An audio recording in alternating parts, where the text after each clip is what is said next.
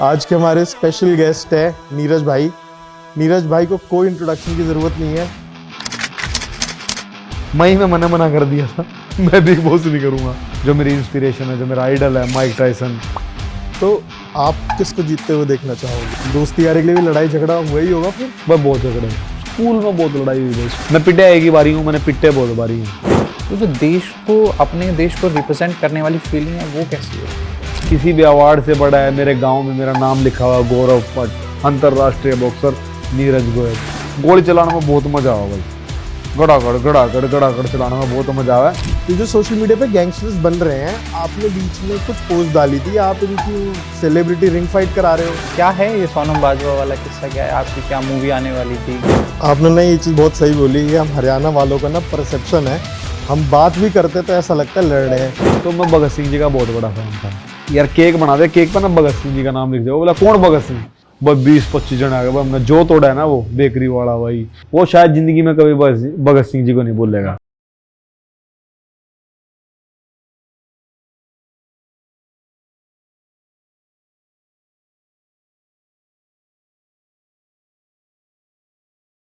आज के हमारे स्पेशल गेस्ट है नीरज भाई। नीरज भाई को कोई इंट्रोडक्शन की ज़रूरत नहीं है। यूथ की आप सेंसेशन है, इंटरनेशनल इंडिया के बॉक्सिंग स्टार हैं आप। Thank you so much for joining us today. Thank you भाई। थैंक यू नीरज भाई, आप आपने लोग टाइम इतनी दूर निकाला। से आए यार भाई, यमुनानगर आए भाई इतनी दूर। थैंक यू आप लोगों के लिए। नीरज भाई आपने हमें टाइम दिया, उसके लिए सबसे नहीं, पहले अपना आपका टाइम भाई यहाँ खातिर टाइम ही टाइम है यार। और बहुत दिनों से ट्राई कर रहे थे नीरज भाई के साथ। पिछले 3-4 महीनों से हमारी बातचीत चल रही है। 3-4 बातचीत चल महीने हो रही गए, है। लेकिन मेरा नू था जब चीजें और बड़ी हो जाएंगी फिर करूंगा जब भाई। करेंगे। हाँ बिल्कुल बिल्कुल। क्योंकि भाई जिस टाइम आप लोग पहली बार आए थे और आप लोग सिर्फ पॉडकास्ट करने नहीं आए, सिर्फ मिलन आए थे भाई, हाँ हाँ। है ना। तो जिस तरह बाकियों का आप लोगों ने दिल जीता है उस तरह अपना भी जीत लिया। हम भाई गल्ला करेंगे यार, अपने जैसे ही है तो हाँ बिल्कुल। तो घर की बात है, घर वाले गल्ला नहीं करेंगे, किसकी करेंगे पॉडकास्ट। सही बात है। तो नीरज भाई, अभी आप रिसेंटली बिग बॉस से आए हैं। बिग बॉस का सफर कैसा लगा? सबसे पहले उसी से शुरू करते हैं। बिग बॉस का ना जो सफर था वो शुरू तो अप्रैल में हो गया था। हाँ। मतलब अप्रैल में उन लोगों ने बोल दिया था भाई बिग बॉस करना है, मैं फाइनल हो गया था, वाईकॉम में मीटिंग वगैरह सारी चीज हो गई थी। मई में मैंने मना कर दिया था मैं बिग बॉस नहीं करूंगा, क्योंकि जुलाई में मेरी फाइट आ गई थी, बहुत बड़ी फाइट थी। और जो मेरी इंस्पिरेशन है, जो मेरा आइडल है माइक टायसन, 57-58 साल की उम्र में बॉक्सिंग रिंग में उतर था। सेम रिंग में मैं खेलने वाला था। टोटल 5 ही फाइट थी। 1 लाख लोग, टेक्सास स्टेडियम है, बेसबॉल का स्टेडियम है वो, उसमें फाइट होनी थी। वो बहुत बड़ी चीज़ थी मेरे लिए कि मैं अपने देश में ऐसी जगह जाके रिप्रेजेंट करूंगा। तो मैं बिग बॉस तो अपने देश की चीज़ अगली बारी कर लेंगे। तो फिर जून में वो फाइट पोस्टपोन होगी। वो फाइट अब 15 नवंबर को होगी। तो फिर मैंने कह दी मखाना मैं तो आऊँगा, अब मैं करता हूँ बिग बॉस। तो मतलब सफ़र काफ़ी लंबा चला, लेकिन जब अंदर गया उसके बाद बहुत छोटा हो गया। वो 5-6 दिन ही था मैं बिग बॉस में, लेकिन 5-6 दिन में मेरी सबके साथ बहुत अच्छी दोस्ती बन गई। और मेरे को ये लगा ही नहीं कि मैं अपने दोस्तों के अलावा कहीं और हूँ या अपने घर के अलावा कहीं और हूँ, क्योंकि मैं बाहर से सोच के गया था कि भाई अब मेरी दुनिया है और वहाँ पे मैं ऐसा खेल खेल के आऊँगा कि लोग मेरे को पसंद करें, अंदर के, घर के अंदर के भी और घर के बाहर के भी। तो सफ़र बहुत अच्छा था, क्योंकि जो मैं सोच के गया था वो मैं कर का नहीं, ये चीज़ तो हम सब भी नोटिस कर रहे थे, हम भी जैसे देख रहे थे कि आपने अंदर जाके एक बिल्कुल घर वाला माहौल बना दिया था। बिल्कुल सबको एकदम से एकजुट करके, इकट्ठा करके, जैसे घर परिवार में रखते हैं, बिल्कुल बिल्कुल सबको ऐसे यूनिटी में रखा था। बहुत बढ़िया। तो सबसे ज़्यादा हमने देखा आप दीपक भाई के साथ बहुत कंफर्टेबल थे। हाँ। दीपक भाई के साथ आपका रिश्ता कैसा था? मतलब मैं ऐसा इंसान हूँ, मैं ऐसा हूँ मैं। मतलब जानवरों के लिए भी ऐसे ही हूँ, मतलब सिर्फ इंसानों के लिए नहीं, मैं जानवरों के लिए भी ऐसे ही हूँ। अगर कोई तंग हो रहा हो ना, अब जैसे मेरा कुत्ता बीमार हो रहा है, मैं बिग बॉस में 3 दिन बाहर था, आते ही मैंने देख लिया कि इसका कोई बीमारी है। मैं उसके बाल कटवाए, डबल कोट जर्मन शेफर्ड था वो, बाल कटवाए। फिर मैंने, डॉक्टर है मेरा दोस्त वहाँ पे यूके में, मैंने उसके पास फ़ोन किया, लंदन फ़ोन करा, उस पर वीडियो कॉल करी। मैं इसका देख क्यों रहा है, तू देख कर बता। तो अंधे ना मैंने उसकी टेंशन होगी। तो ऐसे जब मैं अंदर गया ना, मैं जब दीपक भाई देखा यार ये बेड पे लेटे हुए हैं, मैंने जाते ही पूछ लिया, सबसे मिला ना जब इंट्रो करते हैं कौन कहाँ से, क्योंकि बहुत सारे ऐसे लोग थे जिनको मैं नहीं जानता। दीपक चौरसिया को मैं जानता था, रणबीर भाई को मैं पहले से जानता था, कटारिया को मैं जानता था, अरमान को मैं जानता था, मतलब ये अपनी साइड के इस करके ना जानू था।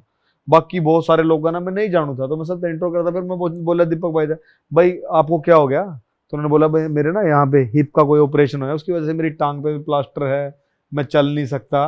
उनका प्लास्टर भी अभी खुला है मेरे ख्याल से। तो फिर मेरा ये हो गया कि भाई ये आदमी बेचारा घर था, दूर है ना, इसका कौन ध्यान रखेगा। तो मैंने दीपक भाई को बोला भाई कोई भी दिक्कत हो मेरे को बताना, मैं बिल्कुल आपके साइड वाले इस पे सोफे पे सोऊंगा, तो आप मेरे को बता देना।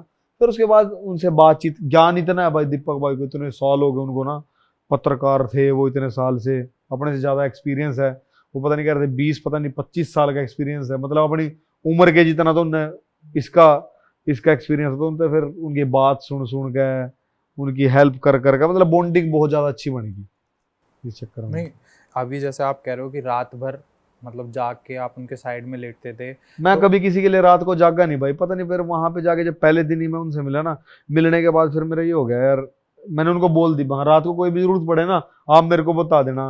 वो मेरे सबकॉन्शियस माइंड में कहीं ना कहीं चल रही थी। तो मैं जहाँ पे सोता था वहां पे एक ग्लास लगा हुआ, तो वो आगे ना वो चल के आते थे जब, तो उसके ना वो ठक ठक कर देते थे उसको, तो मैंने सुन जाता, मैं एकदम उठ जाता था, उठते ही मैं गेट खोलता। फिर उसके बाद जो उनके बाथरूम में जाने के लिए था ना वो रैंप था, तो रैंप पे अगर आदमी का पीछे की तरफ वजन रहेगा तो उठ जाएगी ना घोड़ी, गिर जाएंगे, तो मैं आगे से दबा दबा के उनको लेके जाता था, फिर घोड़ी को दबा दबा के वापस लेके आता था, फिर बाथरूम में का गेट खोल देता था, वो कर लेते थे, फिर वो वापस उनको लेके आता था। तो मतलब मैं रात को, मैं हर रात को मतलब 5-6 ही रात सोया हूँगा मैं वहाँ पे, तो उनमें मैं हर रात ऐसी ही थी मेरी जागते हुए बेसिकली जो बड़ों थी। का जो आदर सम्मान है वो भाई वो अपने हरियाणा में या जो अपनी जनरेशन में है वो जरूरी है, तो वो अब थोड़ा सा मेरे को लगता है कि कम हो गया। जो मैं घरों की तो नहीं बात करूंगा, मैं जैसे बॉक्सिंग में देखते आ रहा हूँ, तो जो अब हमारे जो बॉक्सिंग के जो जूनियर हैं, जो मान लो मेरे बहुत जूनियर हैं, जो 5-5, 7-7, 8-8, 10-10 साल जूनियर हैं, जो जिस एज में मैंने बॉक्सिंग शुरू की थी 2006-5 में, जिनकी वो डेट ऑफ बर्थ है, अब वो उस तरह की रिस्पेक्ट नहीं करते अपने बड़ों की। और जो हम थे, जो हमारे सीनियर थे, चाहे उन्होंने कुछ अचीव किया है या उन्होंने कुछ अचीव नहीं किया, उनकी रिस्पेक्ट हमें गुरु की तरह करते थे। भाई अपना गुरु है यार, है ना, हम आज भी उनको भाई साहब करते हैं। भाई साहब का फोन आ गया, किसी भाई साहब का फोन आ गया तो भाई साहब के लिए वो काम हो गई।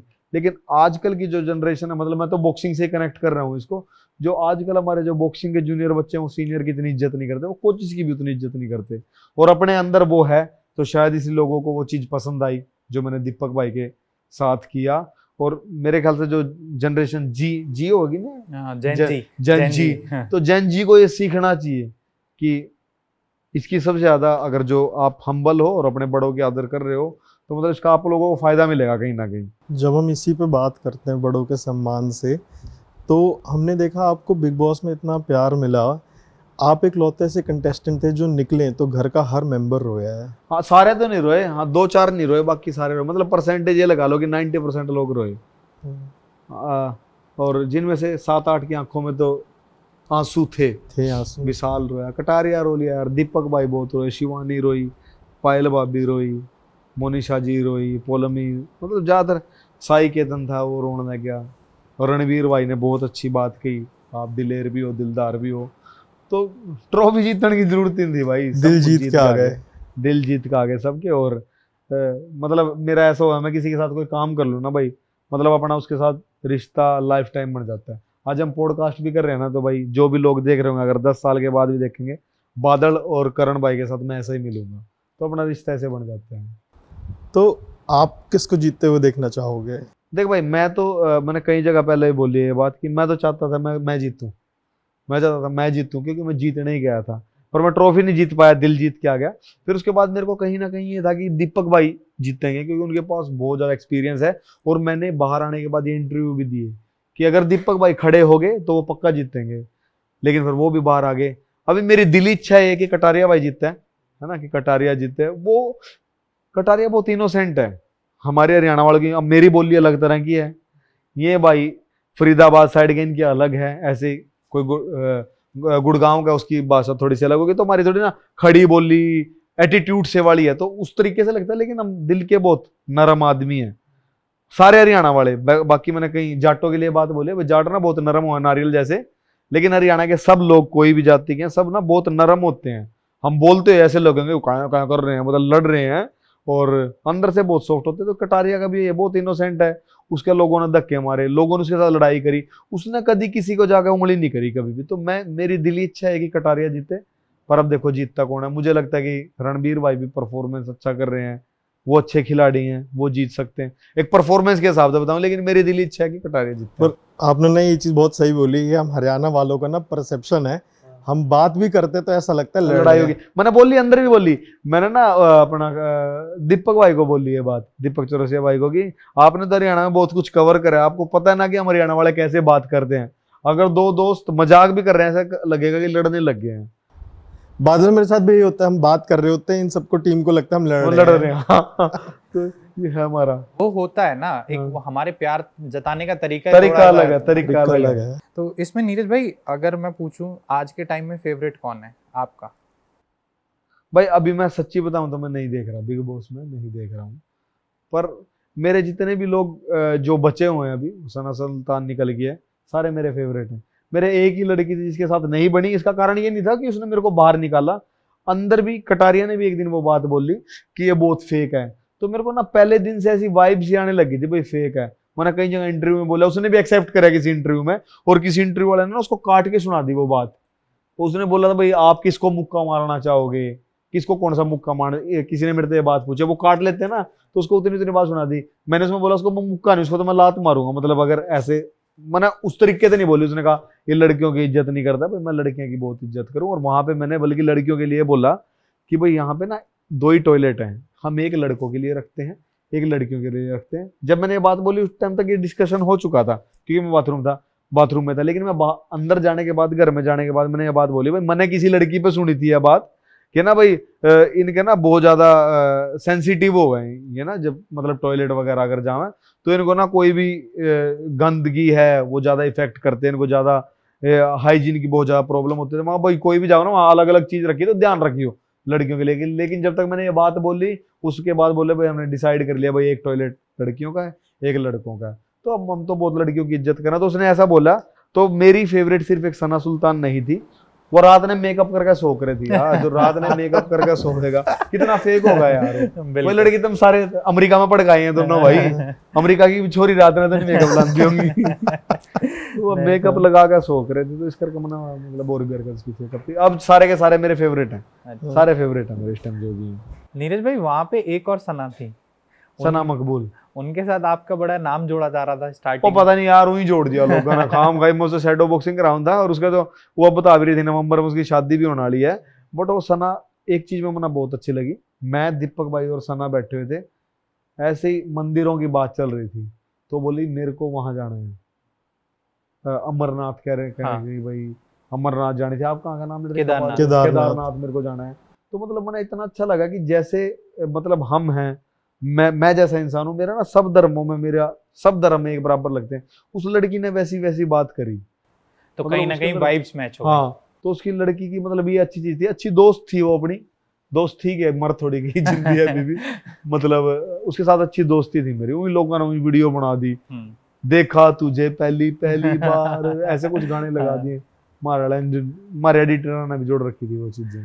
उसमें कई हमने नीचे कमेंट भी पढ़े, उसमें कह रहे थे कि नीरज भाई लगता है वहां से भाभी भी लेके आएंगे। हाँ, वो तो लोग पता नहीं क्या क्या सोचे थे, कई ना मेरे तक कई भाई हम तो सोच रहे थे बिग बॉस में तो ब्याह कर ही ले होगा, मन थोड़ी हो जा रहा है प्यार महा बहुत मुश्किल चीज है। मैंने अंदर भी बताई ये बात, मैं जो तुम कह रहे हैं ना, यहाँ पे भी हम जितने हैं, हम लोगों के दिल मैच हो जाएंगे, 1-1.5 महीने के बाद पता लग गया कौन किसका दोस्त बनेगा।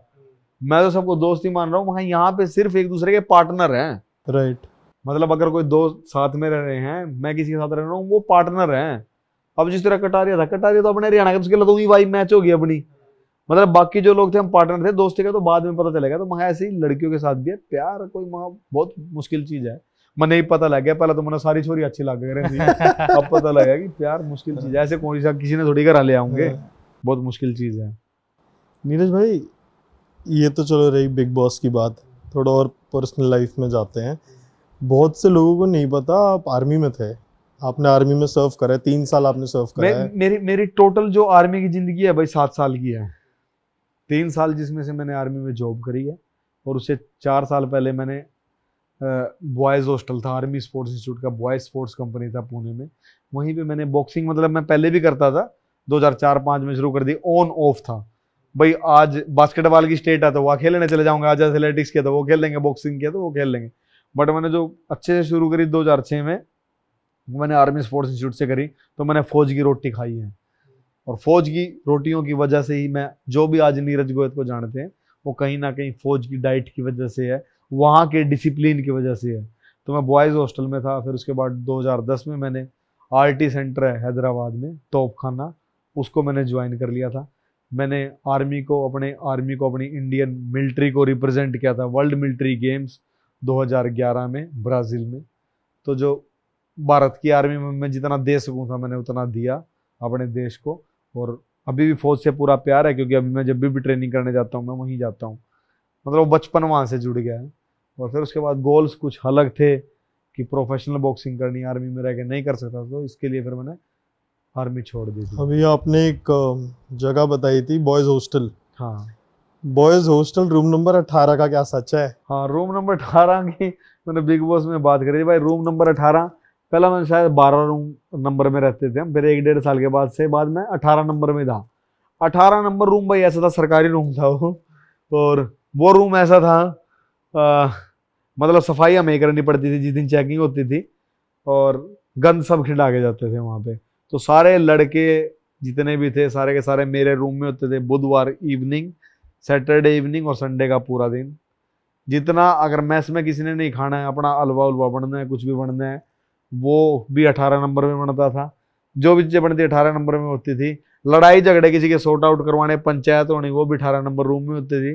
तो 18 नंबर के बहुत किस्से हैं भाई, बहुत फाइट ज्यादा क्लब किस्से बना हैं। लिया था 18 नंबर। फाइट क्लब ये था वही फाइट क्लब। एक बार तो मैं ही अपने आप ही डर गया था, तो बिग बॉस में नहीं बताई। एक बार एक दीपक तनवर था लड़का एयरफोर्स में, एक राठौर था, उन दोनों की लड़ाई होगी भाई। मैं बोला वहां चलो आओ कमरे में लड़ी हो तुम, 18 नंबर में आ गए भाई हो, उनकी लड़ाई होगी बढ़िया। अब दीपक तनवर ने राठौर के मार दिए, बच्चे बच्चे थे उस टाइम हम सारे ही, 15 16 साल के होंगे। उनने मार दिया तो राठौर अब भाग लिया कमरे में। तब मैं डर गया, ये जाके शिकायत लगाऊंगा, अरे शिकायत लगाओ, मना फ्रंट रूल मारने पड़ेंगे भाई। फिर फंस गया, बहुत सजा मिल लग रही थी, कुछ भी गलती करते जो भी सजा मिल लग रही थी। और फ्रंट रूल नहीं कह रहा, राठौर गया भागते भागते। हॉस्टल था ना जैसे बहुत सारे बैरिक्स ही बनी हुई थी, उसमें से बाहर निकल के गए आगे। राठौर ने पीछे मुड़ के देख लिया, एकदम पीछे मुड़ के देखा। दीपक तनवर ने सोचा ये मेरे मारने के लिए आ रहा है। अब दीपक तनवर इधर वापस भाग के आ गया उससे डर के। राठौर आगे जाके बेहोश हो गया। फिर मैंने उसको उठाया, उसके एमआई रूम लेके गए। अब मेरे को इस बात का डर था, अब भाई ये लड़ाई सारा कुछ शुरू कैसे हुआ, नीरज का नाम आएगा। खैर राठौर ने फिर मेरा नाम तो नहीं लिया, बहुत लोगों की लड़ाई करवाई हुई मैंने, बॉक्सिंग वालों की सबकी लड़ाई हुई वहां पे, कुश्ती बॉक्सिंग वालों की लड़ाई हुई, एथलेटिक्स बॉक्सिंग वालों की लड़ाई हुई। अपने कमरे में 2 बेड थे, बीच में गद्दे घेर रखे थे, लड़ो भाई। मतलब मजे बहुत लिया है लोगों को मजे लड़वा- मजे भाई बहुत लिए, बहुत मजे लिए, बहुत ज्यादा मजे लिए। अच्छा नीरज भाई, अभी आप जब बात कर रहे थे तो आप एक बात कह रहे थे कि भाई प्यार इतना आसान नहीं होता। तो ऐसा कुछ है कि नीरज भाई की भी लाइफ में प्यार रहा है, प्यार का कुछ? नहीं प्यार का तो नहीं कुछ रहा, मतलब मेरे को रियलाइज हुआ बाद में। तब भी अमेरिका रह कर आ रहे हैं ना, सारे सारे कुछ तुमने भी देख लिया, मैंने भी सारा कुछ देख लिया। अब मैंने उसमें बिग बॉस में भी ये बात करी थी, सना मकबूल हो रही बैठी थी, फिर लोग सोचे उसके अलावा पता नहीं क्या कनेक्शन है, कटारिया बैठे सारे थे। तो मैंने उस टाइम फिर यह बात करी कि ना, पहले ऐसा लगता था जब हम दीवार कूद के, हॉस्टल की दीवार कूद के, लड़कियां सिर्फ लड़कियां देखने जाते थे, कोई भी लड़की दिख गई, या भी सुतरी है, या भी सुतरी है, या भी अच्छी है, या भी अच्छी है। लेकिन जब जैसे जैसे एज बढ़ती रही, जैसे जैसे लड़कियों के एक्सपीरियंस आते रहे, उसके बाद यह चीज पता लगी कि भाई नहीं, मतलब कोई एक ही है जो जिससे आप प्यार कर सकते हो, या जिसने अपने घर लेकर आ सको, सब ने नहीं ले आ सकते। और सबके साथ आपकी वाइब नहीं मैच होगी कभी भी, सबके अलग अलग गोल हैं, सबके लाइफ के अलग तो अलग फिर गोल नीरज हैं। भाई ने अभी तक शादी क्यों नहीं करी? मिली नहीं कोई वैसी वाइब, मैच ही नहीं हुई किसी के खिलाफ। मैंने दिख ही नहीं रहा भाई, अपने जैसे 1+1 2 वाला है अपना सिस्टम, तो 2 वाली वाइब ही नहीं मैच हो रही किसी के साथ। नहीं नीरज भाई, ये चीज़ तो चलो मैं मानता हूँ नहीं होगी वाइब मैच, क्योंकि हरियाणा वालों को, हर कोई हरियाणा वालों को समझ भी नहीं पाता। नहीं हम समझ लोग थोड़े में। मजाक मस्ती मौज हाँ, में रहने वालों भाई में से नहीं होते पता हैं। किस टाइम पे मजाक हो जाए, यही नहीं पता कहाँ पे कॉमेडी हो जाए। और वो मतलब उसने ना, कई जने जो बाहर वाले हैं, अगर वो मजाक हम चल दिल्ली वाले तो हरियाणा वालों को बहुत जानने लगे, वैसा ही मजाक अगर हम बॉम्बे में किसी के ला कर देंगे ना भाई, नाराज वो सारी उम्र मरता बात नहीं करने का यार। मतलब कोई अपना दोस्त बन गया, उससे मजाक मजाक में जैसे अपना यार दोस्तों का मजाक हो हरियाणा में, वैसा अगर किसी बॉम्बे वाले के साथ कर दिया ना भाई, उसके साथ दोस्ती खत्म हो जाएगी अपनी लाइफ टाइम। बहुत सोच समझ के काम करना पड़ा है हरियाणा वाले ने बॉम्बे में। चलो सोच समझ के करना पड़ता है, ये तो ठीक है।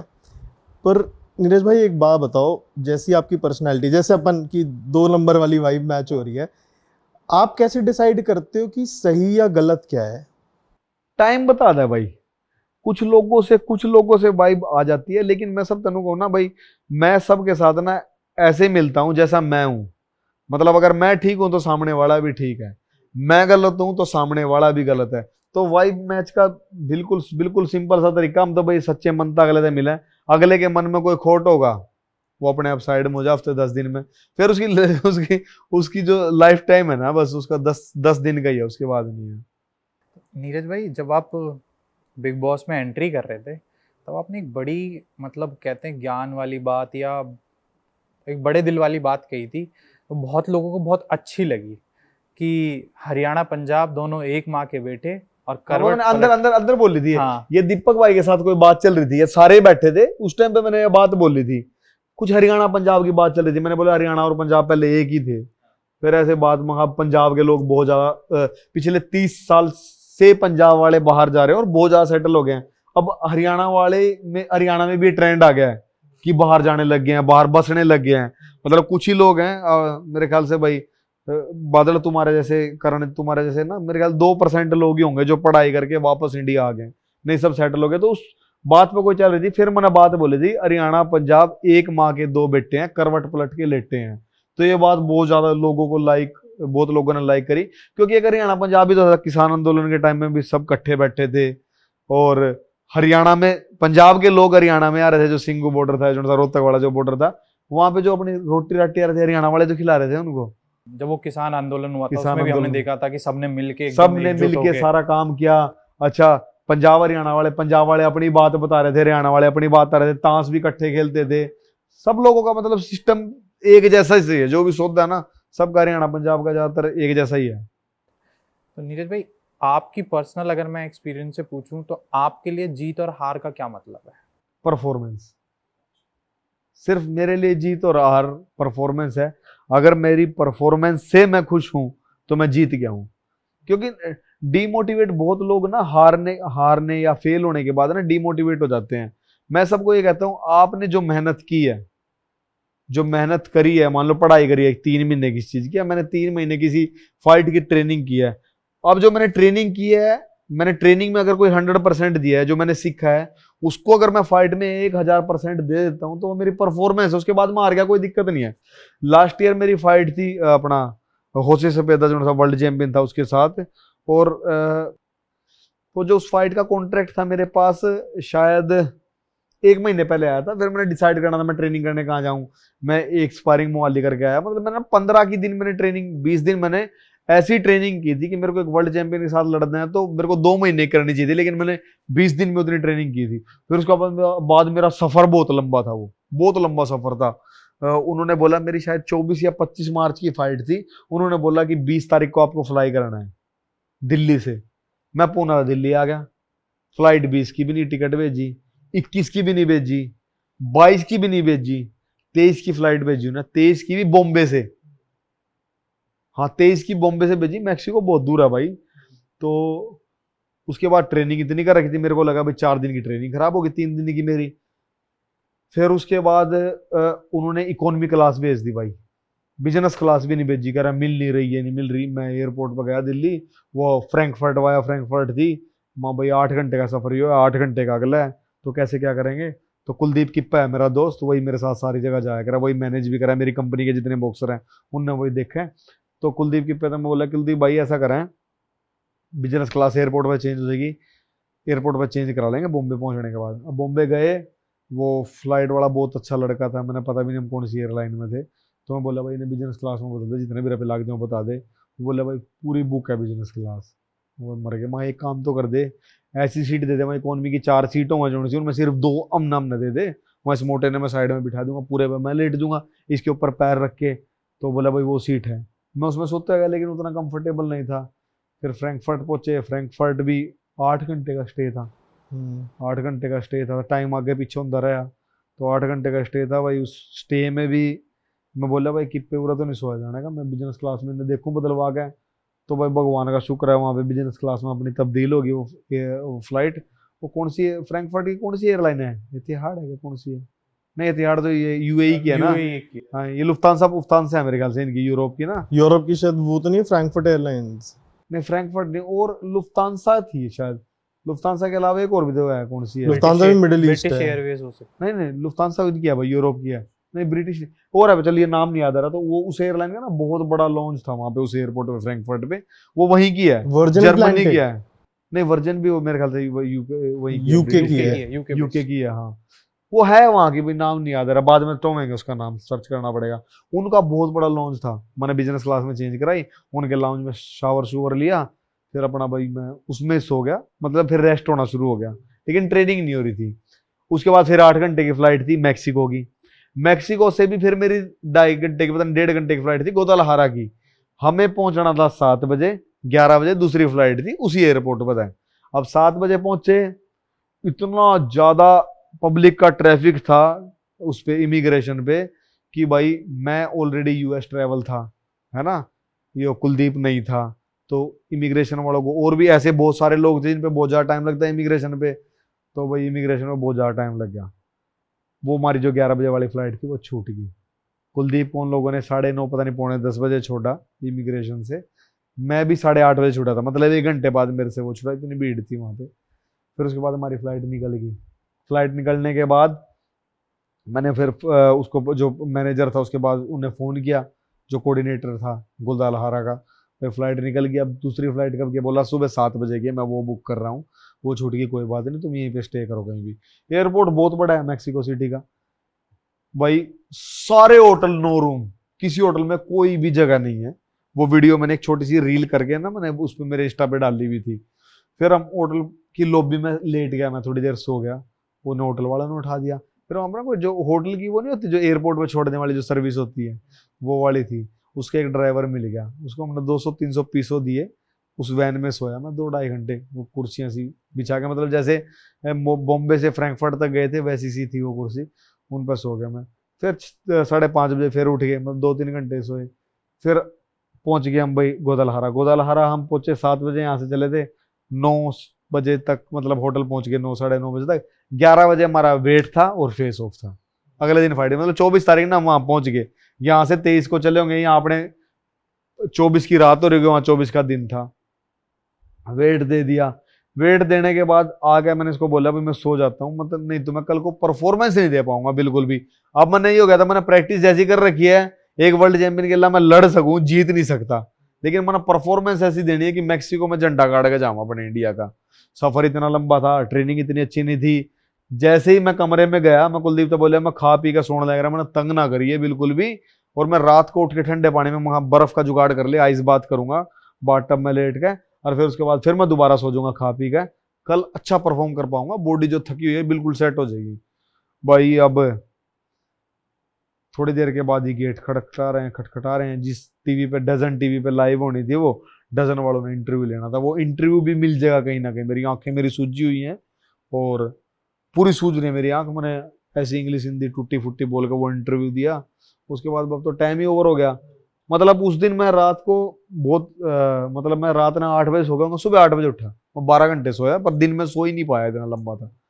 फिर भाई आ गई फाइट वाला दिन। फाइट वाले दिन मेन इवेंट मैं था, पूरी दुनिया पूरा स्टेडियम मेरी फाइट देखने के लिए वहां पे आया था, और मेरी थी मैक्सिको वाले गल्ला। वहां पे एक भी इंडियन नहीं, वहां पे सिर्फ इंडियन, मैं या कुलदीप, 2 जने हम। अब रिंग में चढ़ गया। रिंग में चढ़ते ना, जब हम रिंग में जा रहे थे, मेरे से पहले किसी एक बॉक्सर की फाइट थी, और उसका जो कोच था उसने ना यहाँ पे ओम छपवा रखा था, ओम छपा था, एक साइड शिव जी की फोटो छपवा रखी थी। मैं उससे बोला आर यू इंडियन, बोला no, my great grandparents, मतलब परदादा पूरा आया था। मैं तो अपना आदमी मिल गया, मैं मेरे गला फाइट में चली। एक तो फीलिंग हो गई एक और इंडियन है कोई ऐसा, तो वो मेरे साथ फाइट में गई। फाइट 10 राउंड की थी। पहले लोग स्पेनिश बोल रहे थे, उसके बाद इंग्लिश में वोटिंग करने लगे थे, जिन इंग्लिश आओ थी। इतनी अच्छी परफॉर्मेंस दी मैंने। वो फाइट 19-20 थी, अगर इंडिया में वो फाइट होती तो इतनी सारे काम के बाद भी वो फाइट मैच जीत रहा था।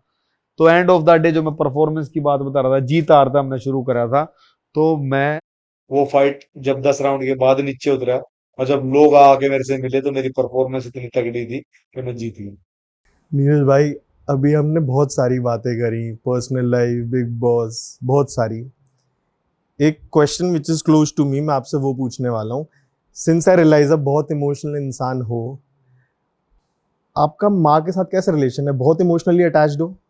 मैं मेरे घर में सबसे ज़्यादा मेरी बहनों के साथ या मम्मी के साथ ही हूँ। पापा और भाई के साथ मेरा थोड़ा कम है, मतलब रिलेशन तो सबके साथ ही वैसा है, पर मम्मी के अल्लाह मैंने, हाँ मम्मी माँ और के जो, लाडले हो? हाँ पता नहीं मम्मी के सारे लाडले हुए हैं, पर हाँ मेरी माँ मेरी ज़्यादा चिंता करे। अब मैंने बिग बॉस के अंदर अगर किसी के बारे में कोई बात कही है तो मैंने सिर्फ मेरी मम्मी खातर कही है, और मैंने अंदर भी ये बात कही कि खाना बहुत कम मिल रहा है। इस बात के लिए ना मेरे सारे दोस्त राजी हो रहे होंगे, देख साला नू करा करता एक्टिंग कर रहा था, यो नहीं खाऊंगा वो नहीं खाऊंगा। सबसे ज़्यादा दुखी मेरी मम्मी हो रही होगी अगर ना खाना नहीं मिल रहा। तो उसके बाद एक मेरी वीडियो भी थी, मतलब अंदर मैंने वो बात बोली थी, बाद में बाहर आके देखा कि मम्मी देख मैं कभी करेले खाऊं भी नहीं था, मैंने करेले खाने पड़ रहे। तो हाँ मैंने लग गया मम्मी के लिए अटैच्ड हूँ मैं ज़्यादा, मम्मी गिल्ला हूँ। लेकिन अगर मैं कोई पर्सनल मैंने बात करनी हो, मेरी जो बड़े वाली बहन है जिसने काम जाम जोड़ रखा उससे बात करता हूँ। पर हो आप इमोशनली अटैच बहुत ज़्यादा? हाँ हाँ मम्मी गिल्ला हूँ मैं। तो इसमें जैसे भाई आपने बताया कि बिग बॉस में आपने बात करी, बिग बॉस बहुत सारे लोगों को ये पता है कि आप बिग बॉस से ही बॉलीवुड तक पहुंचे हो, लेकिन बहुत कम लोगों को ये पता है कि आप इससे पहले भी बॉलीवुड से जुड़े हुए थे। आप फरहान अख्तर को भी आपने ट्रेन किया है, रामचरण को भी आपने ट्रेन किया है। वो क्या स्टोरी है, कैसे उनके साथ जुड़े? भाई मैंने ना एक फिल्म करी थी, फिल्म शायद 2017 या 18 में शूट हुई थी वो, मुक्काबाज। अनुराग कश्यप उसके डायरेक्टर थे, और विनीत भाई हैं, विनीत कुमार सिंह, बहुत अच्छे एक्टर हैं, और उनके साथ तब से लेके आज तक मेरा रिलेशन है। विनीत भाई को कहीं ना कहीं से मेरा नंबर मिला होगा, बिकॉज उससे पहले एक और मूवी आई थी, साला खड़ूस।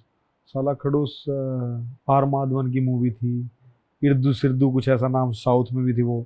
उसमें एक लड़की ने काम करा था, रितिका सिंह था उसका नाम, वो मेरी दोस्त थी। तो उसका मेरे पास फ़ोन आया था फिल्म के लिए कि उनको बॉक्सर्स चाहिए, तो वहाँ से अपनी फिल्मों वाली कहानी शुरू हुई थी। तो फिर किसी को विनीत भाई ने बताया कि भाई फिल्मों में थोड़ा बहुत नीरज का भी इंटरेस्ट है। विनीत का भाई का मुझे फ़ोन आता है, भाई कहता है फिल्म का बजट बहुत कम है, और मैं चाहता हूँ भाई आप भी उसमें मेरे साथ एक फ़ाइट का सीक्वेंस करो, और मैं असली बॉक्सिंग सीख रहा हूँ, पंजाब में आया हूँ, इतने दिन हो गए मेरे को, पटियाला में मैं ट्रेनिंग कर रहा हूँ, और मेरे को नंबर दिया आपका किसी ने, भाई नीरज भाई से बात करो, उनके बॉक्सर बाहर भी जाते हैं ये वो। तो मैं विनीत भाई से एक बात बोला, वहाँ देख भाई भाईचारे में कुछ मर्जी करवा ले, पर मैंने जो फिल्म वाले लोग लग गए ना वो थोड़े से फेक लग गए। विनीत बोला नहीं मैं ऐसा नहीं है, मैं भी वही थारे जैसा ही हूँ, क्योंकि उससे पहले का मेरा एक्सपीरियंस है वो मैं बाद में बताऊंगा, मैंने जो रियलाइज़ करा था। तो विनीत भाई के अल्लाह फिर बात होगी, बात करके काफ़ी अच्छा लगा। फिर बनारस में उसकी शूट हुई, तो बनारस में हमने वो फिल्म करी, वो फिल्म भी काफ़ी अच्छी चली थी, मुक्काबाज। फिर उसके बाद जब मेरे पास ये तूफान का काम आया, तो विनीत भाई के रेफरेंस से मेरे पास आया ये, कि भाई अगर तुम्हें कोई चाहिए एक अच्छा बॉक्सर जो अच्छे से बॉक्सिंग को, और एक एक्टर कैसे बॉक्सिंग कर सकता है उसको कोई समझ सकता है, तो नीरज भाई है। तो फिर मेरे पास एक्सेल प्रोडक्शन है, जो एक्सेल मूवीज़ है, फरहान अख्तर का ये प्रोडक्शन हाउस, उनका फ़ोन आया भाई इतने बॉक्सर चाहिए, आपका भी काम है ये है। फिर मैंने वो फिल्म करी, वो फिल्म करने के बाद भाई फरहान भाई ने मेरे साथ काम करके अच्छा लगा। फिर घूम फिर के मेरे पास रामचरण की टीम से फ़ोन आया कि RRR करनी है, और उनको उस फिल्म में बॉक्सिंग करनी है, कि क्या आप उनको करवा सकते हो। तो जब तक मेरे को रामचरण के पास जाना था, उससे पहले फरहान अख्तर और रामचरण कहीं आपस में मिल लिए, बॉम्बे में कोई इवेंट था। तो ये बात मेरे को रामचरण भाई ने बताई कि उन दोनों की मेरे बारे में बात हुई, कि भाई अगर बॉक्सिंग करनी है तो नीरज भाई के साथ करना, बिकॉज वो समझ सकते हैं कि हम सिर्फ एक्टर हैं, हम बॉक्सिंग सिर्फ दिखाने के लिए कर रहे हैं, हम रियल बॉक्सर नहीं है, उनको ये समझ है अच्छे से। तो फिर ऐसे ऐसे करके मतलब वो चीज़ अपने आप जुड़ती चली गई, कनेक्ट होती चली गई। मैं वही करता ना भाई, जैसा इंसान हूँ, अगले अगर वैसे हैं तो उनको मैं अच्छा लगता हूँ, नहीं तो उन्हें लगा है तो बहुत स्ट्रेट फॉरवर्ड है, ये है। तो उस करके वो फिल्म मिली कैसा थी। रहा बॉलीवुड के साथ एक्सपीरियंस? बॉलीवुड का एक्सपीरियंस मतलब विनीत भाई के साथ जब मैंने काम शुरू किया, विनीत भाई के बाद रामचरण भाई मिला, या फरहान अख्तर मिला, विनीत भाई से फरहान अख्तर मिला था, फिर उसके बाद रामचरण मिला। या मैंने एक साउथ की मूवी थी, नाम भूल गया भाई मैं उसका, वरुण तेज है, रामचरण और की फैमिली में से ही है, मैं फिल्म का नाम ही भूल गया यार। उसमें भी पूरा मेरी टीम का काम था, उसमें भी जो ट्रेनिंग करवाई थी वरुण तेज को, वो भी मेरी टीम ने, वो भी साउथ इंडिया की फिल्म थी। सुनील शेट्टी उसमें थे, ये अपना वरुण तेज के कोच थे, मेरे को फिल्म का नाम भूल रहा हूँ मैं क्या था, वो भी साउथ इंडियन थी। तो सारों के साथ काम करके अच्छा लगा। एक मेरा बैड एक्सपीरियंस था 2016 में, 2016 की बात है, अब ये ऑफ द कैमरा रखनी है कौन द कैमरा रखनी है बाद में देख लियो। 2016 में ना हमने एक शो किया था, मैंने नेटफ्लिक्स आया था, नेटफ्लिक्स मेरे ख्याल तो उसी टाइम आया होगा इंडिया में, 2015-16 में। अल्टीमेट बीस्ट मास्टर आता था, इसको सिल्वेस्टर स्टेलोन होस्ट करता था। हाँ, होस्ट करता था, तो उस शो में गया था मैं, ऊपर ऊपर तक कूदना कादना होगा उसमें। उसमें जो इंडिया के होस्ट थे, एक विद्युत जामवाल था, एक कोई लड़की थी। तो विद्युत जामवाल के साथ मेरी बहुत बढ़िया बातचीत हुई, बल्कि उसके पास मेरा ट्रैक सूट है, मेरे फोटो भी पड़ी उसकी। भाई इंडिया मेरे को बहुत अच्छा लगता है, इंडिया बहुत अच्छा लगता है। मैं ले वहाँ तो ट्रैक सूट ले इंडिया वाला। उसके बाद फिर मेरे दोस्त की, विकास कृष्ण यादव की कोई फाइट वगैरह थी यूएसए में। मैंने कहा पोस्ट फास्ट कर दिए उनने यार, मैसेज का रिप्लाई नहीं करा, फोन करा फोन नहीं उठाए, फिर मैंने अपनी तरफ से ब्लॉक कर दिया वो। तो वो मेरा एक्सपीरियंस सिर्फ था, या तो वो शुरुआती दौर थे, मैं इंसान को पहचान नहीं पाया जैसा जो भी था। बट उसने बहुत अच्छे से बातचीत करी थी, सब कुछ करा था, और एज ए एक्टर वो अच्छा है। एज ए ह्यूमन जो मेरा उसके साथ जो था आदान प्रदान, वो मैं ठीक नहीं रहा। बाकी सबके साथ बढ़िया है। बॉलीवुड का एक्सपीरियंस, रणदीप हुड्डा भाई अपने हरियाणा का, उनके साथ मेरी बहुत बढ़िया है भाई। जब भी कुछ कह दूँ सपोर्ट करनी, या किसी की कुछ वो अपना वो करते हैं। इसमें गया मैं बिग बॉस में, यो भी एक्सपीरियंस बढ़िया था सारा। तो रणदीप भाई से कैसे मुलाकात हुई? भाई रणदीप भाई से ना मेरी जो सबसे पहली मुलाकात हुई थी, शायद रणदीप भाई की वो बात याद भी नहीं होगी। हमारी मुलाकात हुई थी सबसे पहले, उनको थोड़ी थोड़ी याद है, मतलब उस बारे में बात होती है, बट एग्जैक्ट मैं था, या हम बहुत सारे बच्चे होते थे जो मैंने बताया, मैं आर्मी हॉस्टल में था तब तक। 2011 की बात है शायद। रणदीप भाई की फिल्म आई थी एक, रिस्क एक मूवी आई थी, उसके बाद की बात है, हमने वो फिल्म देखी थी। इस करके याद है, विनोद खन्ना के साथ थी। फिर रणदीप भाई ने ना कोई बॉक्सिंग के ऊपर कुछ प्रोजेक्ट करना था, तो वहाँ पे एक कोच होते थे, वो उनसे मिलने के लिए आते थे। फिर जितने हम हरियाणा वाले थे, मरते सारे थे, मिल लग रहे थे। हम बहुत छोटे छोटे थे 2011 में, आर्मी में तो भर्ती हो गया था, मैं 17-18 साल का था। तो रणदीप भाई तो अपने से बड़े हैं। फिर उसके बाद फिर आगे ऐसे करते करते कोई इवेंट होया बॉक्सिंग का, ऐसे बातचीत हो गई, मेल मिलाप हो गया, तो फिर ऐसे कनेक्शन हमारे फिर दोनों के मतलब वो स्ट्रॉन्ग मतलब होते अपने, चले गए। हाँ, वो भी हरियाणा से बॉन्ड थे तो मिलती इस चली वजह से। गई। फिर मेरी फाइट थी 2017 में, बहुत बड़ी 12 राउंड का की फाइट थी, वो विजेंद्र की 10 राउंड की थी। विजेंद्र भाई की मेन इवेंट था, मैं को मेन इवेंट था। बॉम्बे में फाइट थी वो, NSCI डोम, उसमें अमिताभ बच्चन जैसे जो लेजेंड है अपने देश के, वो सारे आए थे, क्योंकि बॉम्बे में फाइट थी। रणदीप भाई भी उड़ाए थे। फिर उसके बाद वो फाइट में रणदीप भाई ने बहुत मजा आया, 12 राउंड की थी, मैं धड़ाधड़ 12 राउंड चल ही रहा था मैं। मतलब 2011 से लेके 17 तक मतलब ऐसे हाई हेलो थी। फिर हमारी थोड़ी सी, फिर नु बोला एक दिन तू घर आई है, मैं तना बताऊंगा तना कि काम करना चाहिए अपने लुक्स के ऊपर, ये वो। रणदीप भाई ने मेरी फोटो खींची, कभी अपनी टोपी दे दिया, कभी अपने चश्मे दे दें, ये पैर कैसी कुछ। उसके बाद फिर कनेक्शन होता रहा, कभी मेरा कोई इवेंट है मैंने भेज दी भाई, या मेरी फाइट है, ये है, ऐसे था। नीरज भाई, एक चीज अभी भी हमें नहीं पता लगी, हमने बॉक्सिंग पे बहुत देर बात करी। आपके मेंटर कौन है? आपके कोच, गुरु बोल लो, कोच बोल लो, मेंटर बोल लो। देखो, मैं सबसे पहले जो मैंने बेसिक जो बॉक्सिंग 2004 से लेके 6 तक जो करी थी, ऐसे कभी छोड़ दी कभी कर ली। मैं करनाल में 1 साल के लिए पढ़ा था, वहाँ पे सुरेंद्र कोच है अपना, सुरेंद्र चौहान, उनका वो सीनियर थे हमारे, करनाल में कोच नहीं होता था। उन्होंने मेरे को बॉक्सिंग का कुछ बेसिक बताया था, थोड़े दिन हमने 2-3 महीने मैंने उनके पास की थी। और आज करनाल के बॉक्सिंग में बहुत अच्छे रिजल्ट हैं। हरियाणा के 2 ही लड़के जा रहे हैं बॉक्सिंग खेलने के लिए, जिनमें से एक करनाल का है, निशांत, ओलंपिक्स में, बॉक्सिंग में ओलंपिक्स खेलने हरियाणा के 2 ही लड़के जा रहे हैं, जिनमें से एक निशांत है, वो सुरेंद्र कोच का स्टूडेंट है। शुरुआत उन्होंने करवाई, फिर यमुनानगर आ गए, यहाँ पे धर्मेंद्र मेहता कोच साहब थे। फिर मैं पुणे चला गया, आर्मी में था, नरेंद्र राणा कोच थे वहाँ पे, सीनियर थे। मतलब ना, कोचेज बहुत ज़्यादा बदलते रहे, पर मैं सबके साथ आज भी जुड़ा हूँ। मैं अगर किसी ने कुछ भी दे रखा है तो मैं सब ना मानूँ कि हाँ, अपने को सबकी वजह से कुछ ना कुछ मिला हुआ है। नीरज भाई, अभी हम ऑफ कैमरा बात कर रहे थे, आपने दिसंबर में भगवत गीता पढ़नी स्टार्ट करी थी। हाँ, दिसंबर में शुरू करी थी। हाँ भाई, और उसके बाद से आपकी लाइफ पूरी बदल गई। बिल्कुल बिल्कुल भाई। तो स्पिरिचुअलिटी का क्या इंपॉर्टेंस है लाइफ में? लाइफ कैसे बदली आपकी? भाई मेरे को ना, जैसे मूड स्विंग वाली बात है, अभी बहुत कम हो गया। पहले मेरे को बहुत ज़्यादा गुस्सा आ जाता था, कोई चीज़ नहीं हो रही है तो उस पर, मतलब ये बोतल यहाँ रखी है, मैंने अगर 2 बार ये किसी से मांग लिया और उसने वो इधर उधर अपना काम में बिजी है, तो मेरे को इस बात पे गुस्सा आ जाएगा। मतलब छोटी सी बात है, गाली बहुत ज़्यादा देता था मैं। गाली भी, मतलब मेरे को ये था कि ना, आदमी को थोड़ा सा बदलाव सा रहना चाहिए। फिर मेरे को बहुत सारे लोगों ने बताया था भगवत गीता में बहुत अच्छी अच्छी बात है। फिर मैंने भगवत गीता में बातें पढ़ी, उसमें भाई 3 ही गुण के आदमी हैं इस पूरी धरती में, सत्व गुण के, रजव गुण के, तमो गुण के। मैंने वो गुण समझे वो क्या क्या हैं। फिर मैंने समझा कि मैं जो जी रहा हूँ वो रजव गुण जी रहा हूँ, लेकिन रजव गुण में भी कोई तो कैटेगरी होते होंगे, मैं तो बिल्कुल लो कैटेगरी, मतलब किसी को धमका देना, गाली दे देना, वो चीज़ कर रहा हूँ। फिर मैंने उसमें पढ़ी एक बात कि वाणी तप के बारे में लिखा है। वाणी तप मतलब हम जो भी बात बोल रहे हैं वो सोच समझ के बोलनी चाहिए। जो हम वाणी यूज़ कर रहे हैं वो कहीं ना हमारी बॉडी पे इफेक्ट करती है। तो मैंने जब वो चीज़ पढ़ी तो उसके बाद मैंने दिसंबर में ये चीज़ पड़ी थी, और उसी टाइम हमने ना सोशल मीडिया पर जो जो मैंने बॉक्सिंग में किया है वो सब चीज़ें वीडियो बना बना के डालनी शुरू कर दी थी।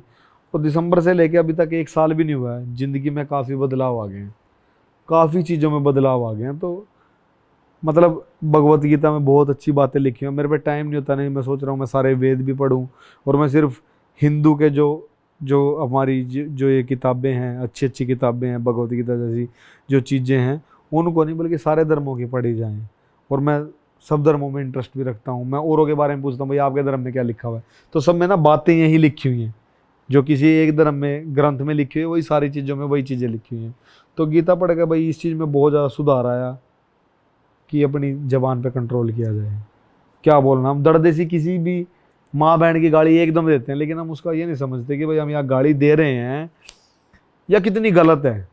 और है ना आजकल हम हो गए हैं, मतलब हम दोस्तों में ये ज़्यादा माँ बहन की बहुत ज़्यादा गाली देते हैं, लेकिन ये नहीं समझते हम कि इसका इफेक्ट कितना बड़ा है। मतलब हम बोल क्या रहे हैं, वो फ्लो में बैठ गई हमारी ज़बान पे, वो चीज़ बैठ गई है, लेकिन हम इस चीज़ में समझ नहीं पा रहे। ये मैं समझा गीता पढ़ के। तो जितने भी लोग हैं एक बार ट्राई करियो, शायद हो जाए। नीरज भाई, शुरुआत जब हम कर रहे थे तो आपने बताया था कि आप माइक टाइसन से मिले हो, और माइक टाइसन को बॉक्सिंग का एक तरह से भगवान ही माना जाता है। बिल्कुल। आपका उनके साथ पर्सनल एक्सपीरियंस कैसा रहा? आप उनसे जब मिले, एक फैन बॉय मूवमेंट हुआ, तो वो कैसा रहा आपके लिए?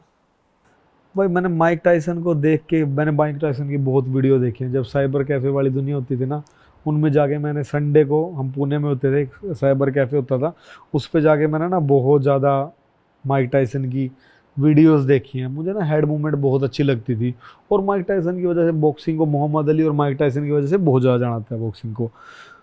तो मेरी ना कहीं फेथ थी, जब भगवान में फेथ है ना अपनी, तो वैसे मेरी कहीं ना कहीं माइक टाइसन में थी कि यार बहुत ज़बरदस्त आदमी है, बहुत ज़बरदस्त आदमी है। तो मतलब मेरा जैसे जो हम किसी को भी अपना आइडल मान लेते हैं, तो टाइम के साथ, बचपन के साथ साथ ना सुपर हीरो चेंज होते रहते हैं, अपना चेंज नहीं होया कभी भी। मतलब बाकी चेंज होते रहे, लेकिन माइक टाइसन वहीं का वहीं रहा। मैं माइक टाइसन से 2023 में, पिछले साल दिसंबर में मिला। मैं गीता पढ़ने के बाद ही मैं उनसे मिला, ठीक है। और फिर जब मैं उनसे मिला ना, बहुत ज़्यादा भीड़ थी भाई, मतलब पूरे वर्ल्ड की बॉक्सिंग के दुनिया के लोग आए हुए थे। वो एक स्टेज पे बैठे हुए थे भाई, 1 बाय 1 जिसने फ़ोटो खींचनी है लाइन में ऊपर चढ़ो, माइक टाइसन के साथ फ़ोटो खिंचा के आ जाओ। किसी की भी फ़ोटो अच्छी नहीं हुई, माइक टाइसन ने किसी से बात भी नहीं करी। जो एक अपनी जैसे ना भगवान से अपना जुड़ाव होता है ना, तो मेरा कहीं ना कहीं वो था भाई। मैं गया, मैंने बात करी, ब्रदर यू आर ग्रेट, उसने मेरे से बात करी यार, किसी से भी बात नहीं करी। वहाँ पे हज़ारों लोग थे, मेरी और माइक टाइसन की वहाँ पे बात हुई, मेरी और उसकी फ़ोटो बहुत ज़बरदस्त अपनी झोपड़ी में लग भी रही है, मेरे सोशल मीडिया पे भी होगी। मतलब बहुत ज़बरदस्त फ़ोटो आई और हमने बात करी। मतलब और लोग फ़ोटो खिंचाने के लिए पीछे खड़े हैं, मैं और वो बात कर रहे हैं। और वो उसके बाद ये गीता पढ़ने के बाद इतना इतना काम हो गया कि अब मैं और माइक टाइसन एक रिंग में खेल लेंगे। ये किसी ने किया? ये भी चमत्कार हो गया, जैसे शंकराचार्य जी वाला हो गया, वैसे चमत्कार हो गया ये भी, कि भाई मतलब भगवान ने सोच रखी थी कि एक 58 साल का आदमी कभी रिंग में उतरेगा, कोई नहीं सोच सकता। इंडिया में किसी ने कहोगे यार रियलिस्टिक बात नहीं है ये, करेक्ट। लेकिन 58 साल का आदमी बॉक्सिंग रिंग में उतरेगा। और जब मेरी फाइट का जब पोस्टर आया, जुलाई वाली फाइट का पोस्टर आया, माइक टाइसन ने शेयर कर रखा था यार वो। मतलब माइक टाइसन की स्टोरी में सिर्फ एक ही चीज़ थी 24 घंटे के लिए, मेरा पोस्टर, मेरी फाइट का पोस्टर। कितनी बड़ी बात है, मतलब मेरे लिए तो अलग ही चीज़ होगी। तो मैं इसी करके जितने भी लोग हैं सबको यही कहूँगा भाई, अगर हम किसी चीज़ में फेथ रखते हैं और किसी चीज़ को अपना आइडल मानते हैं और उस जैसा बनने की सोचते हैं, तो भगवान सारी कायनात को घुमा देगा, सौदा अपने आप पलट जाएगा, हम उस तक जरूर पहुंच जाएंगे। तो ये काम मेरे साथ हुआ भाई। अच्छा नीरज भाई, जब आपने शुरुआत में शुरू किया था, जैसा हम आपके बारे में पता कर रहे थे, तो आपकी जो फैमिली है वो ज़्यादातर किसान परिवार है पूरा। सारे भाई। हाँ, हाँ। हाँ। तो आपका ये बॉक्सिंग में जब आने का डिसीजन हुआ, पहले तो क्यों हुआ, और जब हुआ तो घर वालों का क्या रिएक्शन था इस पे? भाई मतलब एज ए स्पोर्ट्स के लिए मैं जाता था खेलने के लिए, तब तक घर वालों के लिए ठीक था, क्योंकि मैं कमज़ोर सा था, मेरे को लगता था मैं फिट रहूँगा। घर वालों को भी लगता था भाई अच्छा खाने पीने लग जाएगा, घी दूध ज़्यादा करने लग जाएगा। मैं घी मैंने पीना शुरू कर दिया, ये 2 चम्मच स्टेडियम में जा रहा हूँ, मेरी मम्मी बोलती 2-3 चम्मच पी के चल जाए। तो उस टाइम लोग, घर वालों को लग रहा था ये फिट हो जाएगा, है ना, भाई कमज़ोर है, थोड़ा तगड़ा हो जाएगा। फिर आराम आराम से जब पढ़ाई और बॉक्सिंग दोनों चीज़ें एक साथ से आने लगी ना, खेलने जाते थे यहाँ से, जैसे स्कूल में जा रहा, स्कूल मतलब मैं मस्ती के लिए बॉक्स 2006 से पहले सिर्फ मस्ती के लिए बॉक्सिंग हो रही थी। कुछ भी खेलने चले गए, एथलेटिक्स करने चले गए, तो घर वालों को लगता था भाई ये टाइम वेस्ट नहीं होगा, खेल के साथ अपना पढ़ाई को पूरा टाइम दे रहा है। पर जब ये आया ना, जब मैं 2006 में पुणे चला गया, जब मैंने वहाँ पे 10वीं कर ली, मैं यहाँ पे 10वीं में था कि 11वीं में था, पता नहीं एक क्लास आगे पीछे कैसे हुआ था, मेरे भी नहीं याद वो। तो फिर मैं जब वहाँ चला गया ना, तो उसके बाद जब कॉलेज की चीज़ें आने लगी या 12वीं की चीज़ें आने लगी, 12वीं में जब मैं ओपन बोर्ड से, वहाँ पे 10वीं तक स्कूल था, 12वीं में मेरी कंपार्टमेंट आ गई इकोनॉमिक्स में, तो अब ना वो पढ़ाई वाला ना, अब आगे क्या करेगा, कॉलेज में कहाँ जाएगा, तो उस टाइम पे ये हो गया था कि भाई अब तेरे को ना हॉस्टल हॉस्टल छोड़, अपना पढ़ाई कर ले, खेल में कुछ नहीं रखा। एक टाइम पे ऐसा आ गया था, उस टाइम मैंने भी अपने साथ ये प्रॉमिस कर लिया था, 2008 की नेशनल्स थी, यूथ नेशनल्स थी, और मैं मतलब उससे पहले एक ही नेशनल खेला था, मैं नेशनल भी नहीं खेला था, एक नेशनल खेला उसमें मेरा ब्रॉन्ज था, वो भी शायद तुक्के से आ गया होगा, मैं ये मानता हूँ, मतलब एक आधी फाइट ही जीता था।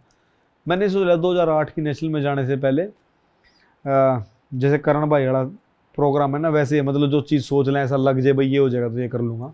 तो मैंने सोच ली थी कि भगवान अगर कहीं ना कहीं फेथ थी, अगर मैं यहाँ पे गोल्ड मेडल लेता हूँ तो मैं बॉक्सिंग कंटिन्यू करूँगा, अगर नहीं तो जो घर वाले कह रहे हैं वो करूँगा, पढ़ाई करूँगा। 2008 की नेशनल हुई भाई, मैं सर्विसेज था, मतलब सर्विसेज में था। सर्विसेज की एक नेशनल में अलग टीम आती है, स्टेट्स की अलग आती है, बोर्ड की एक अलग टीम आती है, एक रेलवे बोर्ड, एक सर्विसेज बोर्ड, ऐसे।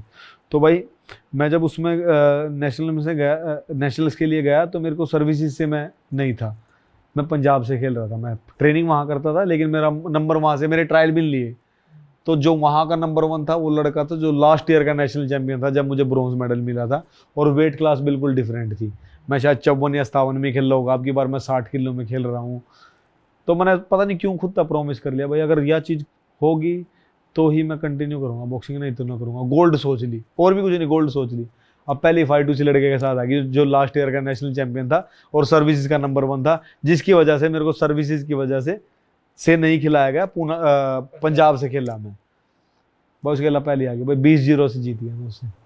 जीत गया मैं 20-0 से जीत गया, 20-2 थे या 20-0 थे, आउट क्लास मार दिया मैंने उसको। और उस नेशनल में हवा उड़ गया भाई, ये कौन आ गया।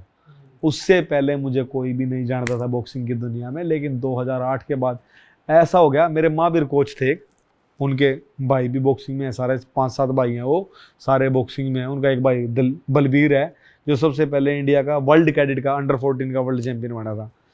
तो महावीर कोच साहब ने मेरे को गार्ड सिखाया था, मैं उस गार्ड से सारी, उसको नेशनल चैंपियन को तो हराया रहा मैंने, वहाँ पे मैं नेशनल चैंपियन बना उस नेशनल में, और मेरे को मोस्ट प्रोमिसिंग बॉक्सर का अवार्ड मिला उस 2008 में। अपने आप ही भगवान ने कर दिया। उसके बाद मैंने डिसीजन ले लिया अब घर का नहीं सुनूंगा, अपने ही करूँगा। फिर घर वालों को तो नेशनल उस टाइम टीवी पे कहाँ आती थी। फिर ऐसे थोड़े दिनों के बाद फिर कॉमनवेल्थ गेम्स होनी थी, यूथ कॉमनवेल्थ गेम्स होनी थी, वो खेला। फिर उसके बाद घर वालों को कब पता चला, जब मेरी वर्ल्ड चैंपियनशिप थी, यूथ वर्ल्ड चैंपियनशिप मैक्सिको में होनी थी, यार इनको पता लगा पासपोर्ट बनवाना पड़ेगा, छोरा दूसरे देश में जाएगा तो कुछ ना कुछ खेल में बड़ा कर रहा है। फिर अपना बॉक्सिंग वाला काम शुरू हो गया। फिर मैंने पढ़ाई भी साथ में करी, मतलब ओपन बोर्ड से मैंने 12वीं करी, खालसा कॉलेज है यमुनानगर में, गुरु नानक खालसा कॉलेज, उसमें मैंने अपनी बीएससी स्पोर्ट्स करी। बीएससी स्पोर्ट्स मेरे लिए इसलिए आसान थी क्योंकि खेल का सारा कुछ पता ही था। फिर मैंने बीएससी स्पोर्ट्स में मैंने अपने कॉलेज को भी टॉप करा, मतलब पढ़ाई भी साथ साथ चलती रही, खेल भी खेला चलता। तो घर वालों का कुछ नहीं था, और मेरी पूरी फैमिली मेरे अलावा कोई स्पोर्ट्स पर्सन टिल टुडे कोई भी नहीं है। कल गाँव में जा रहा था तो वहाँ भी अपने सारे देसी हैं, सब खेती में हैं, बड़े जमींदार हैं, तो खेलता किसी ने कोई मतलब नहीं है। मेरे को ये था कि कुछ अलग करना है, कुछ अलग हो गया, अभी तो बहुत कुछ अलग करना है। ये तो रही सारी बॉक्सिंग की बातें, पर जैसे अभी आप बता रहे थे 12th में 10th में बॉक्सिंग दोस्ती यारी के लिए भी लड़ाई झगड़ा हुआ ही होगा फिर? भाई बहुत झगड़े, कोई एक ऐसा किस्सा? मेरे भाई मेरा सिर फटा हुआ है सारा, यहाँ पे टांग के आ रहे हैं मेरे, बहुत पिटा था मैं पिटा एक ही बारी हूँ, मैंने पिटे बहुत बारी हैं। जैसे मैंने बताया फाइट क्लब था अपना 18 नंबर में, तो वहाँ भी मैं सारे डरते थे, मैं किसी ने पेल दे, जो मजाक कर गया था ना, मतलब फालतू ओवर, जो अब हम आज की डेट में जो हम मजाक करते हैं, उस टाइम बच्चा था ना यार, मतलब यमुनानगर से गया था, उधर गए कुछ बाकी हरियाणा, अगर भिवानी हिसार रोहतक में जाओ ना, वो बहुत गंदा मजाक करते हैं, गुड़गांव वाले भी बहुत गंदा मजाक करते हैं। मैं वैसा था नहीं, शहरी पपलू था है ना। तो उस टाइम पे मैंने बहुत पहले स्कूल में बहुत लड़ाई हुई भाई। स्कूल में एक किसी दोस्त के साथ गया मैं पूना में ही रहता था उस टाइम पे, और वो बोला मेरी लड़ाई हो रही है, चल चलेंगे, चल बैठ लिया मुझके खेलना भाई। वो 2-3 लड़के थे, हमने पिल ले भाई, वो बढ़िया बड़ा मारे, अब वो जो स्कूल की गली थी ना भाई, या तो इधर से रास्ता था या इधर से रास्ता था। अब पीटने के बाद फिर वहाँ पे खड़े हैं टोर में, भाई तो गुंडे हैं उस टाइप से हैं, कुछ था नहीं, 18 साल का या 16 साल के इतने का ही होगा। तो वही दोनों साइड से लड़के आ गए मारने के लिए, वो भी मतलब बड़े लड़के थे लेकिन बहुत सारे थे, मतलब 7-8 बाइक होंगी, सब पे 2-2 बैठे थे, 15-16 आदमी हो गए।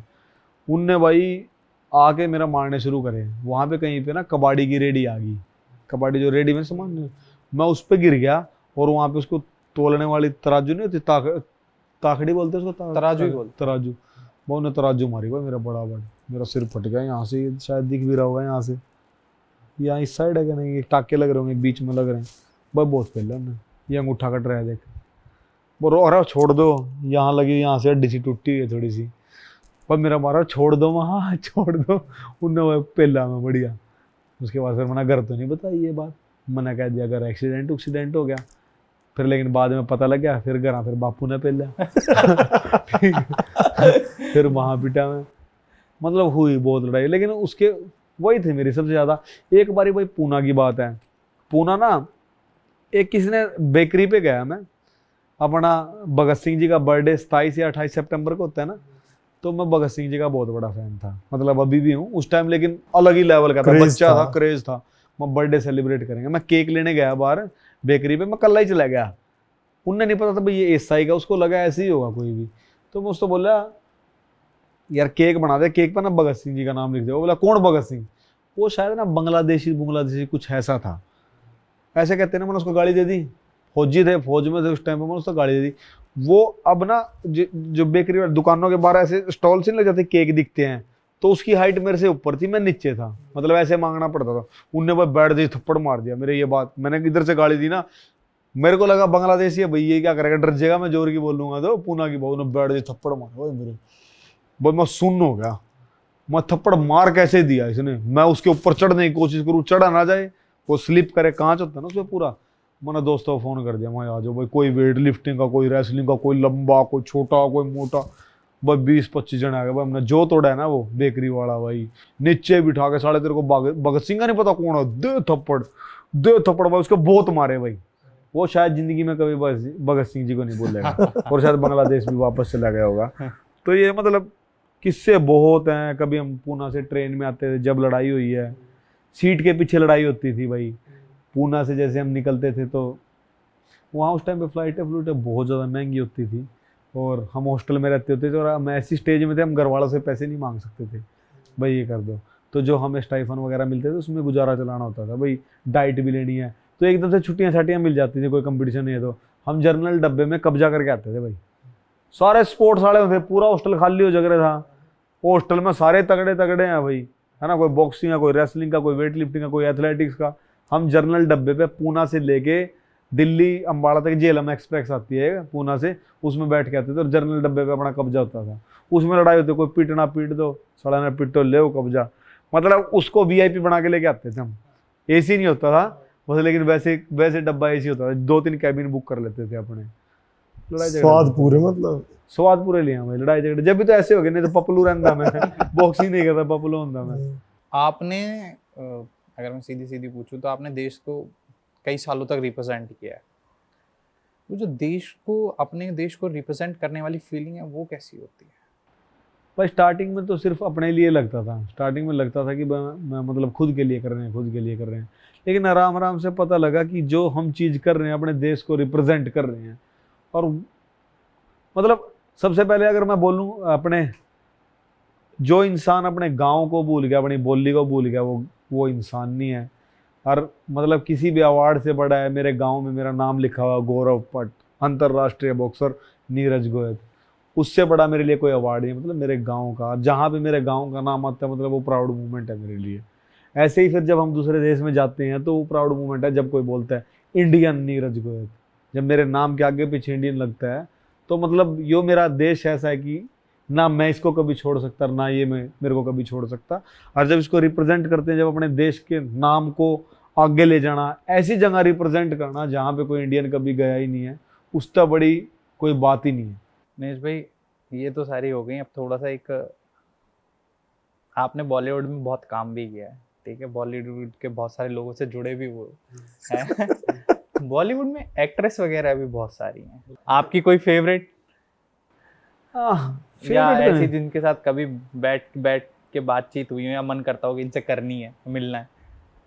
अब तो स्टेज ही दूसरी आ गई। पहला शायद 5-7 साल पहला पूछता तो मैं कहीं के नाम ले देता, अब स्टेज ही दूसरी आ गई। अब मतलब फिर भी नीरज भाई को कौन पसंद है? कुछ और ही बन गया।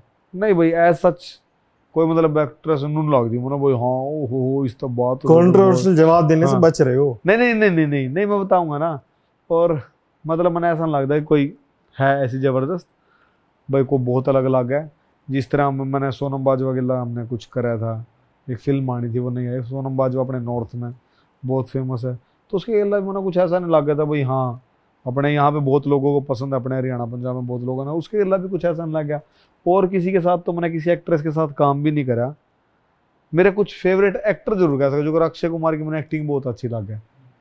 मतलब उसकी जो फिल्म होती है ना अक्षय कुमार की जितनी भी, मतलब उनमें अलग अलग कैरेक्टर देखने को मिलेंगे आपको। मतलब हर एक फिल्म में कुछ बहुत सीरियस है, अगली में बहुत हंसी मजाक है।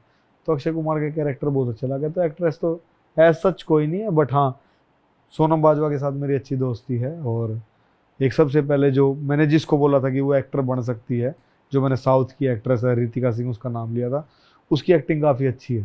तो एज ए एक्टर मैं अच्छा बोल सकता हूँ। नो क्वेश्चन हो या तो बढ़िया हो ऐसी ऐसी ऐसी तो कोई नहीं। ये सोनम बाजवा वाली जो आप बता रहे हो, करण मुझसे इस टॉपिक पे बात भी कर रहा था। हाँ। क्या है ये सोनम बाजवा वाला किस्सा? क्या है आपकी, क्या मूवी आने वाली थी? भाई फिल्म थी उन्हें को बॉक्सिंग की फिल्म थी, पंजाब की कोई फिल्म थी, बॉक्सिंग के ऊपर उन्हें कोई फिल्म बनानी थी और उसके लिए उसको बॉक्सर मुझे बनाना था। अच्छा। तो मतलब उसको बॉक्सर बनाने का ठेका एक तरह से अपने पास आया था, अपनी टीम ने वो काम करना था। तो जितने दिन मैं बॉम्बे में था, 10-15 दिन में बॉम्बे में था, 10-15 दिन ही सोनम ने ट्रेनिंग करी है। उसके बाद फिर लंदन थी वो, शायद मैंने भी लंदन जाना था तो उस पर भी टाइम था, तो तब करी थी। उसके बाद वो फिल्म आई नहीं, वो प्रोड्यूसर पैसे पूसे लेकर भाग गया वो फिल्म आई नहीं। पर नहीं, हमने आप पे रिसर्च काफी करी है, मैंने आपकी सोशल मीडिया प्रोफाइल भी डिग करी है। एक चीज ध्यान जाता है, आपको बंदूकों का और गाड़ियों का बहुत शौक है। हाँ गाड़ियों का पहले था, बंदूकों का भी पहले था। हाँ। मतलब पहले की बहुत मिलेगी मेरे को ना। मैं कनाडा जब भी जाता हूँ अलग अलग तरह की बंदूक, यहाँ तो अपने तो चला नहीं सकते ना, वहाँ पे तो आप लोगों को पता ही है भाई वहाँ कुछ भी कर सकें। तो वहाँ एक दोस्त उसके पास ना सारे हथियार हैं भाई। अभी भी जब भी जाता हूँ मैं जाके वहाँ फायरिंग रेंज में जरूर चलेंगे। गोली चलाने में बहुत मजा आवा भाई, गड़ागड़ चलाने में बहुत मजा आवा है। और हाँ गाड़ी वाली सिर्फ ये कहते हैं, मतलब मेरे को ऐसा सच मतलब गाड़ियों में शौक नहीं भाई, कलेक्शन अपने पास ऐसी होनी चाहिए। मैंने कार भगाने में बहुत मजा आवा है, मतलब बढ़िया था, बढ़िया कार हो। एक बारी उसका पंजा खींच के देखा बस, कितनी है पर नू नहीं है कि हाँ मतलब अपनी दुनिया यही है। क्योंकि पता नहीं शायद ऐसा भी हो गया भाई, हमने शोरूम खोल दिया बॉम्बे में ना एपिटोमी कार्स के नाम पे, तो उसमें सारी लग्जरी कार्स की हम डील करें। अब थोड़े दिन पहले हम रोल्स रॉयस लेके आए हैं, मैंने उसका ब्लॉग भी डाला है रोल्स रॉयस। लोग सोच रहे हैं ले ली, मैंने भी कहा मैंने ले ली। वैसे हमारी कंपनी ने लिया, जब तक नहीं बिकती हमारी है वह। तो मतलब अब वो जो जो शौक था पहले वो पैशन सा बन गया। कार कूर तो बेचने लगे, बंदूक तो बेच नहीं सकते तो नीरज भाई आजकल ना एक सोशल मीडिया पर ट्रेंड चल रहा है, सोशल मीडिया के गैंगस्टर्स बन रहे हैं।